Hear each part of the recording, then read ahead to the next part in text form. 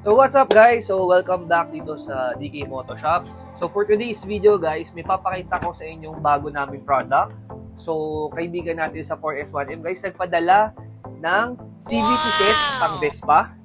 So ito yung itsura niya, ganito yung packaging guys, napaka-premium tingnan. So may pulley set, clutch bell, clutch assembly, fire eyeball, tsaka center spring guys. Ito is for Primavera. So ito yung pulley set. So, yan siya guys. So, buong set na siya. So, 4S1M. So, meron siyang center spring. May kasama ng bola guys. 10, 10.5. So, 1, 2, 3, 1, 2, 3, 6. Ito naman yung bell. Ito. Ang ganda guys, oh. Ang yung itsura.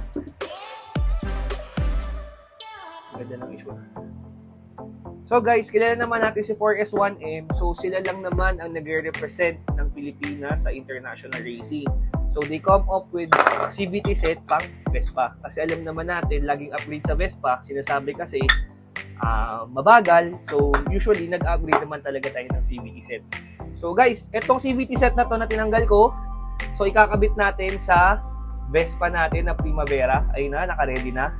And tingnan natin yung performance nito guys. Pero wait, syempre tatanong nyo, boss, magkano ba to? So, itong full set na to guys, it's only 11,600 pesos. So, 11,600 lang po to. Full set na po para sa Vespa Sprint and Primavera 150.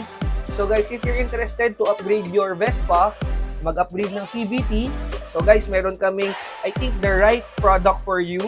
So, affordable yet quality. So, kaya ko ikakabit guys, syempre, kailangan testingin natin kung magiging racing ba ang Vespa natin. Since kilala natin si 4S1M as a racing team. So, hindi lang sila racing team guys ha, international racing team.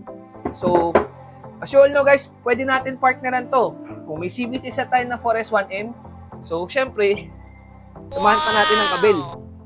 Setan, yan. So, yan ang magandang package. So, guys, abangan nyo. Pakita natin paano natin kakabit.